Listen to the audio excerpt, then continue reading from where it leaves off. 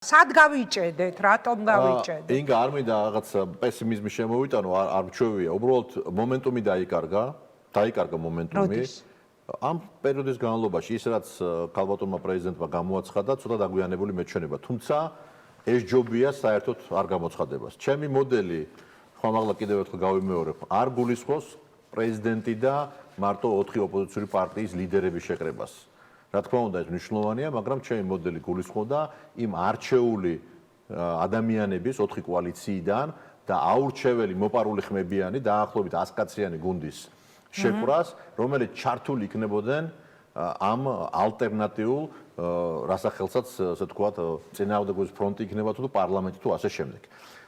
არ შეიძლება 4 და 5 კაცის დონეზე წყდებოდეს ის პროცესი, რომელსაც ჭირდება ხალხმრავლობა ვიზუალურადაც და ინტელექტუალური თვალსაზრისითაც.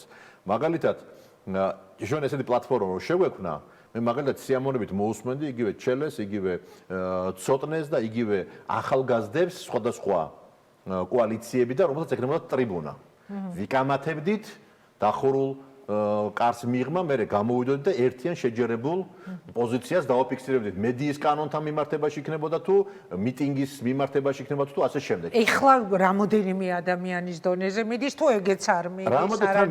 რამოდენიმე ადამიანს ლიდერების დონეზე. ხო, და როცა აქვს რამოდენიმე ადამიანს ერთმანეთის მიმართ, მე იმასთან არ დავждდები და ამ დროს არჩეული ადამიანები არიან, თქვენ პერიოდულად ვიღაცები ჩნდებიან ეკრანზე და თქვენი ზოგი მოსამართლეა ყოფილი, ზოგი ყოფილი დიპლომატია და ამ ადამიანები და ეს ის ხალხია, რომელსაც თავრობა უნდა დაეკომპლექტებინა, მოდით რა, ჩვენ ვიძახეთ რომ გავიმარჯვოთ და მართლა გავიმარჯვოთ, მართლა წაგვართეს არჩევნები და ამ დროს ეს ხალხი არ შეიძლება სახელიდან უყურებდეს ამას ყველაფერს, ხო? ამიტომ მათ ჭირდებოდათ ეს პლატფორმა და ჭირდება და არ შეიძლება მიტინგზე შეხვდე ამ ადამიანებს მარტო. ეს აგერ განსხვავება ჩემსა და იმას შორის, რაც ესე თქვა დაანონსდა, მაგრამ ჩვენ ძალიან მოთმინებით, ლელო ძლიერი საქართველოს ძალიან მოთმინებით მივყვებით ყველა იმ ცდელობას, რომელიც ერთიანობისკენ არის და არანაირ დესტრუქციას ამაში გასაგებია ეს გზა იქნა არჩეული, ჩვენ ვართ ახლა, იმიტომ რომ საერთაშორისო ასპარეზზე მართლაც იწარმოებას მივაღწიეთ და ის რაც ხდება ამ 4 კოალიციის მუშაობის შედეგია და მადლობა ყველას, ვინც ამაში ჩართული იყო და ამიტომ არის საკითხები, რომელიც ახ კიდევ ვიმეორებ რა, მე დარწმუნებული ვარ, რომ ეს საბოლოო ჯამში გადაიკვეთება, იმიტომ რომ ისე მოდის ყველა მხრიდან ეს გაერთიანების თუ პროტესტის ამბავი, რომ ეს გადაიკვეთება და იძულებული იქნებიან, რომ ახალი არჩევნები დაინიშნოს, იმიტომ რომ უბრალოდ ქვეყანა ჩიხშია შესული.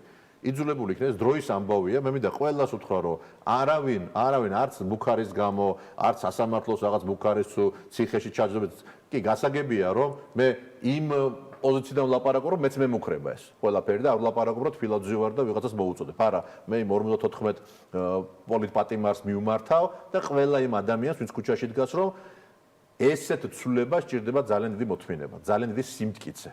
და ვინც გაუძლებს აი ამ ჭიდილში, ის იქნება გამარჯვებული. აუცილებლად გაიმარჯვოს ქართველი ხალხი საბოლოო ჯამში, მაგრამ აი ეს ავანგარდი, რომლის კისერზე და ნერვებზე და ფულად სახსრებზე გადის დაჯარიმებები თუ ასე შემდეგ, უნდა გაუძლოთ. ყველაფერი უნდა გავაკეთოთ იმისათვის, რომ ეს დაწყებული საქმე ბოლომდე მივიყვანოთ და მე დარწმუნებული ვარ, რომ მივიყვანთ ბოლომდე, რომ არ აქვს სხვა პერსპექტივა ამ ქვეყანას. უბრალოდ არ აქვს, ავირჩიოთ, არის რუსეთი და არის თავისუფალი სამყარო, რომელსაც უნდა რომ ესე თქვა დაგაბრუნოს შენ ისტორიულ ფესვებთან და ჩვენ ისტორიული ფესვები არის ევროპა. ჩვენ ევროპული ერი ვართ, ჩვენ გამორჩეულად ევროპული ერი ვართ კავკასიაშიც. ამიტომ როგორ შეიძლება თქვა იმაზე უარი, რაც შენი დნმ-ია. ამიტომ ეგ არის საბოლოო ჯამში, რაც აუცილებლად ჩემი ღრმარწმენით მოხდება. ხო, მე მინდა ჩვენ საუბარი დავასრულო გუშინდელი განცხადების შემოტანით ამ ინტერვიუში პატიმრების მშობლებმა რომ გააკეთეს განცხადება ვიკრიბებით 8 აპრილს, რომ არ მივცეთ საშუალება, თქვა 9 აპრილის მემორიალთან მიახლოებისაც კი არალეგიტიმური ხელისუფლების წარმომადგენლებს და პლუს ამისა ისინი იწყებენ სერიოზულ წინააღმდეგობას თქვენი კოალიცია როგორ პოზიციას დაიკავებს მათთან მიმართებაში. ჩვენ კოალიციას ლელო ძლიერ საქართველოს არც ერთი მიტინგი არ ჩაუგდია. ჩვენ ვიყავით ერთ-ერთი მასიური მსვლელობების, ესე ვთქვათ, ორგანიზატორები და სხვა შორის ერთ-ერთი მსვლელობის გამო გუშინ დამაჯარიმეს 5000 ლარით მსვლელობა, რომელიც იყო გაცხადებული, რომელსაც წინ და უკან მოყვებოდა პოლიციის კორდონი, იყო იმდენი რაოდენობა ხალხი რომ თლიანად გადაიკეტა ამ სრულობის დროს მარჯანიშვილი და შემდეგ და დამაჯარებეს. ნუ ეხა ამაში კი არ არის საქმე, აი ამათი სისუსტე ამაში ჩანს. გესმით, აი ესეთ რაღაცეებში ჩანს ხელისუფლების სისუსტე. და ამ დროს კრიმინალური მდგომარეობა, ნარკო მდგომარეობა ქვეყანაში ისე არის აყვავებული. უმძიმესია კრიმინალური მდგომარეობა, რომ სროლა არ მოხდეს და კლდეობა არ მოხდეს. მაგას გულისხმობდი სწორედ უმძიმესია კატასტროფა. როცა შინაგან საქმეთა მინისტრი დასანქცირებული ყავს, ხელფას ვერ იღებს და მაგნიცკის სიაში, ანუ კრიმინალების სიაშია, იმ ქვეყანას რა უნდა ელაპარაკო, როცა ბიძინა ივანიშვილი დასანქცირებული ყავს სხვა ქვეყნის აგენტობის გამო. როისი დამლაგებელია, როგორ უნდა დაალაგოს ამერიკის შეერთებულ შტატებმა გაუყინა ფინანსები და აგენტობა, სხვა ქვეყნის აგენტობა და ესენი კომისიას იწვევენ და მამუკა ხაზარაძე საუბრობენ. სხვადასხვა თქვენ თქვით და მე მგონი არ მინდა რომ გამორჩეს, ასე ვთქვათ, დღეს რაღაც ლიზზე იყო საუბარი. ხო, ლიზზე იყო და მე კომპანიის განცხადებას წავიკითხავ, ბძანეთ და მერეცა თბილისის უძრავი ქონების განცხადება არის ბატონი რამაზ ახვლედიანის მიერ პარლამენტის დროებით კომისიაზე გაკეთებული განცხადების თაობაზე წავიკითხავ და შემდეგ თქვენი კომენტარი გაჟღერებულ განცხადებებს ეხმიანება შპს თბილისის უძრავი ქონება და სურს აცნობს საზოგადოებას რომ ბატონმა რამაზ ახვლედიანმა თავისი უფლებების თაობაზე 2015 წლის თებერვალში მიმართა სასამართლოს სამოქალაქო სარჩელით უსაფუძვლო დავა შპს თბილისის უძრავი ქონების წინააღმდეგ თბილისის რამდენიმე წელი გრძელდებოდა და კომპანიის გამარჯვები დასრულდა საბოლოო გადაწყვეტილება კომპანიის სასარგებლოდ უზენაესმა სასამართლომ 2025 წლის 6 თებერვალს მიიღო. აღსანიშნავია, რომ უზენაესმა სასამართლომ ისევე როგორც ყველა ქვემდგომი ინსტანციის სასამართლომ არ გაიზიარა ბატონი რამაზ ახვლედიანის არგუმენტები და მას უარი ეთქვა თავისი მოთხოვნების დაკმაყოფილებაზე. ბატონმა ახვლედიანმა გამოიყენა ყველა სამართლებრივი ბერკეტი საკუთარი უფლებების დასაცავად ზემოხსენებულმა სასამართლო გადაწყვეტილებებმა პასუხი გასცა ყველა შეკითხვას, რაც შეიძლებოდა ყოფილიყო აღნიშნულ საკითხთან მიმართებაში. ეს არის კომპანიის პასუხი. ანუ ჩვენი მაყურებლისთვის ნათელი იყოს, რასთან აქვს საქმე? კომისია იბარებს ადამიანს, რომელსაც წაგებული აქვს ამათ ყველა სასამართლო ამათ ქართული ოცნების ყველა ინსტანცია აქვს წაგებული თებერვალს 6 თებერვალს არის უზენაესის გადაწყვეტილება. ანუ 2025 წლის 6 თებერვალს აქვს უზენაეს სასამართლოს ივანიშვილის ჯიბის სასამართლოს მიღებული. გესმით და ეს საინტერესოა. არა, საინტერესო, ან თუნდაც ის წინა ლეონიძის საქმე რო იყო. ანუ ეხლა ხანს იქნა წარმოგიდგენია მიღებული უზენაესის მიერ ეს გადაწყვეტილება. უზენაესმა დაადასტურა დაბა რა სარკოს მაშინ ქალბატონი 2015 წლიდან არის ეს საქმე. 2015 წელს ყველა ინსტანცია გაიარა და ყველა ინსტანციამ, ასე ვთქვათ, უარი უთხრა, იმიტომ რომ არაფერი იქ არ მოხდარა. არაფერი იქ არ მოხდა პირდაპირ გეუბნებით. იმიტომ რომ ჩვენ წაგვართვეს და მასაც წაართვეს.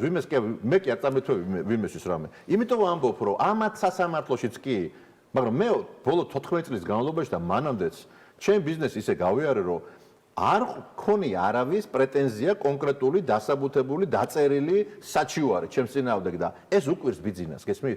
უკვირს რომ ამ არეულ მან კითხვაც დამისვა მე ერთ-ერთი ვთქვი მე მგონი, რომ ამ არეულ ქვეყანაში როგორ ააწყვე ეს ყველაფერი რა. სად დაგისვათ ეგ? მასთან ვიყავით დემოგრაფიული რაღაცა, როცა პრემიერი იყო, ბიზნესმენების შეკრება და მე გარეთ რო გამოვიტყვა, რომ ერთი კითხვა მაქვს, მე წასული ვიყავი სიტყვა საშოვარი იხმარა სხვათა შორის. საშოვარზე ვიყავი, წასულიო რა, ეთქობა ეს ახალი ამბავია, რუსეთშიო და აქო ეს როგორ ააწყვეო, იქნებ ამიხსნავ. გესმით? იმიტომ რომ მას ხო ვერ წარმოუდგენია, რომ წესიერად, ევროპულად და კანონმორჩილად აკეთო საქმე და მე ეს შევძელი ჩემ თანაგუნდელებთან ერთად. შევძელი და ამით მაგრა ვამაყობ. მაგრა და ეხლა კიდევ ვიმეორებ რა, ესენი ეხლა გაოცებულები არიან, მათივე სასამართლო, მათივე უზენაესმა, მათივე სააპელაციო, მანამდე ესე ვთქვათ თბილისის სასამართლომ მიიღო გადაწყვეტილება და დღეს დგანა და საქმეს არჩევენ. ხო, ეს საინტერესოა თქო, ერთი თვის წინ ყოფილა ეს გადაწყვეტილება უზენაესის მიღებული. ეს სერია გაგრძელდება და ამათ თუ გონიათ, რომ ეხლა ჩუმად ვიქნებით და ამათ პასუხი ყველა ფერზე ექნებათ იურიდიული პასუხი. იურიდიული, იმიტომ რომ რაც არ არსებობს ბუნებაში, როგორ შეიძლება გამოიგონო. ხო, ესე იგი, ეს ბოდიში და ეს ბლაბლა და ეს შხამი, რომ ხაზარაძემ ვიღაცას რაღაცა წაართვა და ბინებს ართმევს და ათასობით და მიედი თქვენი არ არის ახსულების ისა რა ქვია ბიურო გამოითხოვეთ ერთი სად არის ხაზარაძის გვარი ან ტიბისის ბანკის გვარი გამოითხოვეთ რა პირდაპირ ან თუ რამე პრეტენზია გაქვთ კიდევ მეორე ვინმეს ხო მიმართეთ უსარმაზარი ინსტიტუციაა და მიმართეთ წერილობი და იურისტები გაგცემენ პასუხს ტიბისის ბანკს მიმართეთ ხო, ამდენი იურისტები ყავს, ამდენი ხელა მენეჯმენტი გაქვს. თუ რამე გაწუხებთ და რამე კითხვა აქვს. ხაზარაძე რა შუაში, ხაზარაძე იყო თავმჯდომარე. კი არ გაურბივა რამეს, მაგრამ ეხლა ესე მართლა ჩალით კი არ არის დახურული, გამოვიდნენ ახლა პირდაპირ ეთერში აქ რაღაცა ნაგავი ისროლდა, ეს ღვარძლი გადმოანთხიონ და ამათ გონეთ, ეხლა ამათ გაუტარებ. არ არსებობს ვარ, იმიტომ ვეუბნები ინგა, მურუსიძის სასამართლოშიც კი ბზათა ვარ, იმიტომ რომ პატივცემ მე ესე თქვა ჩვენ მოქალაქეებს და ადამიანებს, რომ ერთხელ და სამუდამოდ გაირკვეს პასუხი. ხაზარაძე მევახშე. ეხლა მაღლა თქვა რა. 26,000 ადამიანი მუშაობს საბანკო სისტემაში. 26,000. მაშინ გამოვაცხადოთ საბანკო სისტემა მევახშეების სისტემად. მაგრამ ნამდვილი მევახშეები, რომლებიც აგზიან პარლამენტში და კანონიერი აქვთ მიღებული, რომ ესე თქვა, სესხის გაცემა რო არ არის, ესე თქვა, საშუალება რო არ არის, პირდაპირ ბინების გადაფორმა რომ მიდის პირველივე, გვარები გაინტერესებთ? ჩაიხედეთ ბიუროში და ნახეთ ქართული ოცნების დეპუტატების ნამდვილი სამევახშეო საქმიანობა და მე მაგრამ ამაყობ პირდაპირ ვამბობ, რაც შეუქმენი ამ ქვეყანაში 15,000 სამუშაო ადგილი, სოფლიო მოთამაშე, ორი კომპანია სოფლიო სტანდარტის კომპანია. რომლითაც თავს იწონებდნენ ღარიბაშვილი მაშინელი პრემიერის განცხადებები. კი რა თქმა უნდა. კალაძე გამოდის, თქვენ ეთერში არის ხო? კალაძე გამოდის აქ იმის მერე, რა ქვია? თქვენ ეთერში არის ხო? კალაძე რო გამოდის, სააკაშვილ, საიდან ესე თქვა რა გაუკეთოს? აქ არის ხო თქვენ ეთერში?